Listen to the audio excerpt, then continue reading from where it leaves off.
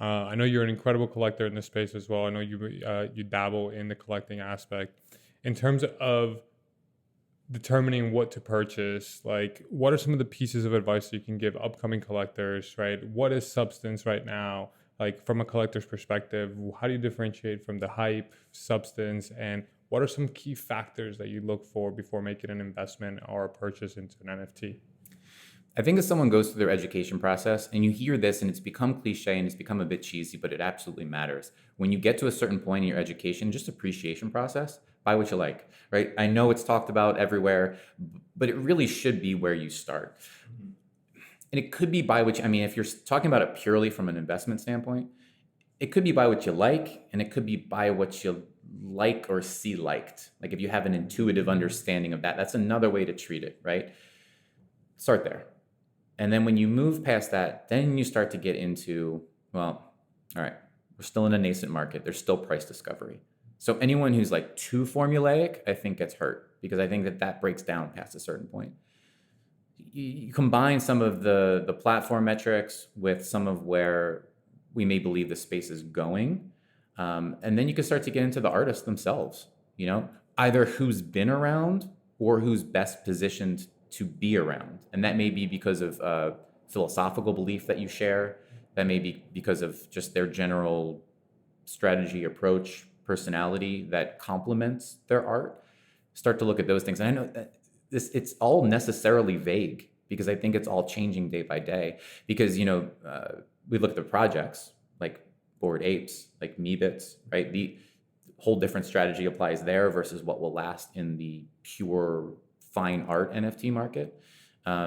Feel free to follow up with something specific. I know I handled all the macro concepts there. That's a very macro perspective. But let's talk about the differentiation process for you in terms of substance and hype, because I think that was something that you mentioned that when you spoke of it, it felt like it was like a core belief in yourself. Like, let's talk about what's making substance in the market. What are you seeing that's a little bit hypey, and how do you differentiate from substance and hype? Good question. Okay, so you get into things there about how is something being portrayed. And now something substantive can have plenty of hype to it because substance lends itself to hype. There's a lot to hype up if there's substance, but how is something being portrayed? And then you dig into what are the quantities associated with this? I think scarcity is a little overplayed. Scarcity is all relative, right? We should have NFTs that have thousands of editions. But then there's price associated with those NFTs of thousands of editions. We should have NFTs that are one of ones. And then there's a price that's associated. So scarcity is all relative. I want to make that clear. But you start to look at the quantities of something being sold and purchased. You start to look at, are there any proxies? Like, in other words, if someone had just done something with X and now is doing something with Y, and then you can see down the road they're doing something with Z. And then it's like, wait a second, this is all now a mess. So I look for a strategy. I look for a link between price and quantity, because I think at the peak of what some people call the bubble, we can go into that. Maybe, like, I think there is a definition of a bubble. I think NFTs as a whole, again, remain very relevant, will be very relevant. But whatever we want to call it, there certainly were plenty of NFT areas that crashed down. Why did that happen? You saw price and quantity being pushed so hard together, and everyone blindly just kept going because it was like up only. It's not up only. It's never up only.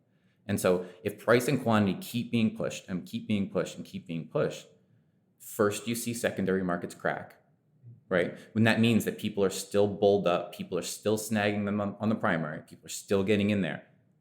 But then what? Then you start to see the cracks form there. The next place the cracks come is the primary. That's what you see next. Then you start to see those prices come down. And it's a natural resettling. So it's just looking at the health of the marketplace. Mm-hmm. And I think we can get like utopian about it, and we could say the secondary market shouldn't matter, but there are a lot of different types of people that are in this thing.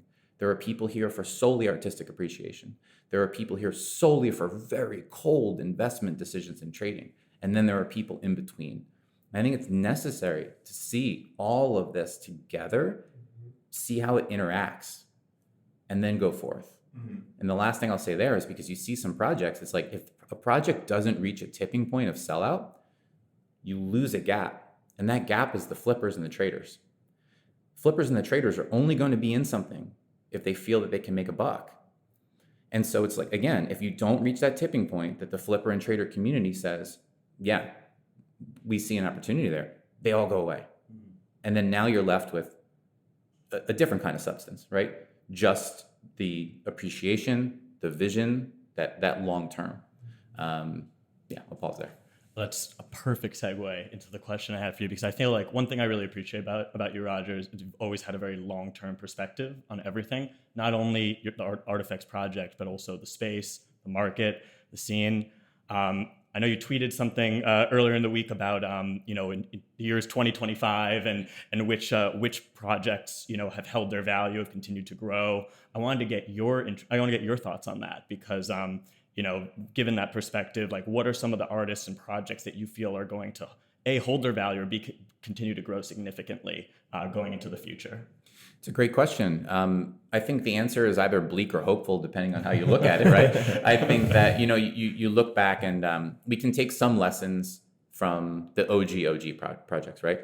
So CryptoPunks won the OG battle.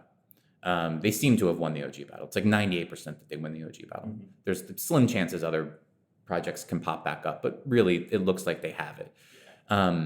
That's great, that's great. But what else is there, right? From that time. Now it's a different time. It's still a nascent market, but it's still evolved a lot from then, right? So there probably will be more winners now walking forward than there.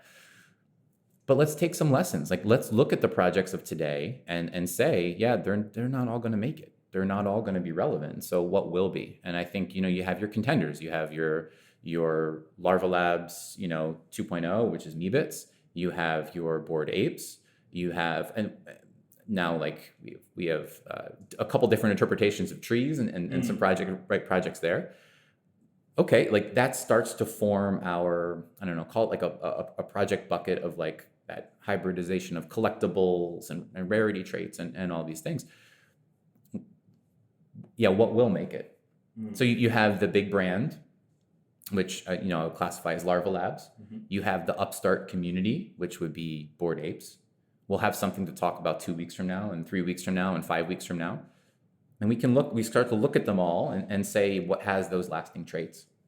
Again, vague answers, but it's hard to be too specific because so much is changing real time.